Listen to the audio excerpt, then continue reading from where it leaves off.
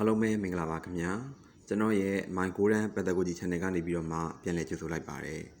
ဒီတစ်ပတ်ကျွန်တော်ဆွေးနွေးပေးသွားမှာကတော့ကျွန်တော်တို့ရဲ့သင်မှုတွေကိုပို့ပြီးတော့မှထိထိရောက်ရောက်ဖြစ်အောင်ကူညီပေးနိုင်မယ်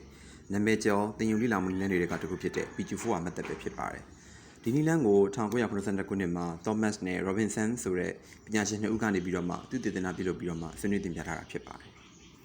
ဒါဆို PQ4 ဆိုတာပါလဲ P ဆိုတာက preview ကိုပြောတာပါPreview ဆိုတာကကိုလေ့လာရမယ့်အကြောင်းအရာနဲ့ပတ်သက်တဲ့အရာတွေအထူးသဖြင့်ခေါင်းစဉ်တွေခေါင်းစဉ်ခွဲတွေအပြင်ကိုမှကိုဘယ်အရာကိုဖတ်ရမှာလဲဘယ်အရာကိုလေ့လာရမယ်ဆိုတာပေါ့တည်တည်ချာခွဲခြားပြီးတော့မှအယုံစိုက်တာကိုပြောချင်တာပါဥပမာပြောရရင်စာအုပ်တုပ်ရဲ့မာတိကာတို့ဏီဒန်းတို့ဏီကုန်းတို့ဒါတွေကိုချက်ဖတ်တာကိုပြောတာပါပုံတွေဇာတ်တွေကိုလိုက်ကြည့်တာလည်းအကျုံးဝင်ပါတယ်ကျူဆိုတာက caution ကိုပြောတာပါ caution ဆိုတာကခုနကခွဲခြားပြီးအယုံစိုက်ထားတဲ့ခေါင်းစဉ်တွေအကြောင်းအရာတွေနဲ့ပတ်သက်ပြီးမိကွန်းထုတ်တာကိုပြောတာပါဥပမာပြောရရင်ဒီခေါင်းစဉ်နဲ့ပတ်သက်ပြီးငါဘာမသိသေးဘူးလေငါဘာကိုနားမလည်ဘူးလေငါဘာတွေသိထားလဲစသဖြင့်ကိုမိကွန်းထုတ်တာကိုဆိုလိုတာပါ 4R ဆိုတာကအားလေးလုံးကိုပြောတာပါပထမ R က read ပါ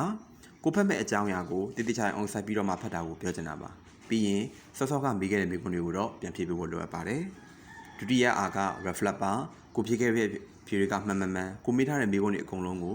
စစ်ပြန်ဖြေခဲ့ရလားဆိုတာပြန်ပြီးစမ်းစစ်ဖို့လိုအပ်ပါတယ်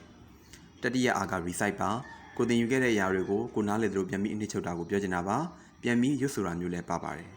နောက်ဆုံးအားကတော့ review ပါကိုသင်ယူခဲ့တဲ့အရာတွေကိုအဖြေတွေကိုရဲ့စိတ်ထဲမှာလက်ခဲတဲလဲဖြစ်နေတဲ့အရာတွေကိုနောက်တစ်ချိန်စဉ်းစားဆုံးဖြတ်တာပါဒါဆို PQ4 ဆိုတာပါလဲသိလောက်ပါပြီနော်အရင်ဆုံးကြိုလေ့လာမယ်မိကုန်းတွေကြိုထုတ်မယ်တည်တည်ချာဖတ်ပြီးတော့မှအဲ့ဒီမိကုန်းတွေကိုဖြေမယ်ပြီးရင်မှန်ပြန်စစ်မယ်အနှစ်ချုပ်မယ်သိချအောင်ထပ်စစ်မယ်ဒါကို PQ4 method လို့ပြောချင်တာပါ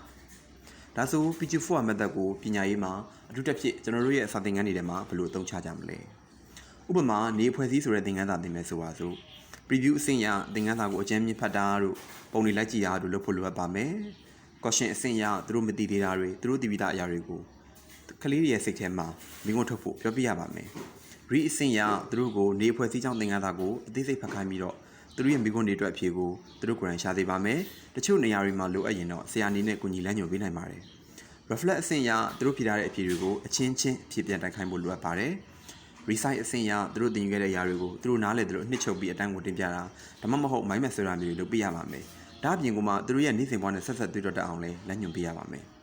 နောက်ဆုံးအဆင့်အနေနဲ့သူတို့ဘဝင်မကြဖြစ်နေတဲ့အဖြေတွေကိုအတန်းမော်ချင်းချင်းမဖြစ်ဆရာနယ်ပဲဖြစ်ထပ်ပြီးဆွေးနွေးနိုင်ဖို့အခွင့်အရေးဖန်တီးပေးဖို့လိုအပ်ပါတယ်အမှားမှန်ဆိုတာထက်ကလေးတွေလွတ်လွတ်လပ်လပ်တွေးခေါ်ပြီးမေးမြန်းဆွေးနွေးနိုင်ဖို့ကိုအဓိကအလေးပေးရပါမယ်အဆုံးသက်အနေနဲ့ပြောရရင်တော့မင်းအနေနဲ့ဒီလိုနည်းလမ်းမျိုးတွေသုံးပြီးသင်ယူဘူးလားသင်ယူရတယ်ဆိုရင် comment မှာမျှဝေပေးခဲ့လို့ရပါတယ်မသင်ယူဘူးဆိုရင်တော့အခုပဲစတင်သင်ယူဖို့အကြံပေးလိုက်ပါစေထုံးစံအတိုင်းပဲဘာ like မှပေးစရာမလိုပါဘူးမင်းသုံးချနိုင်ဖို့အတွက်ပဲရည်ရတာမို့မင်းအတွက်အသုံးဝင်တဲ့အခါကျမှ like ပေးခဲ့ပါကျေးဇူးများကြီးတင်ပါတယ်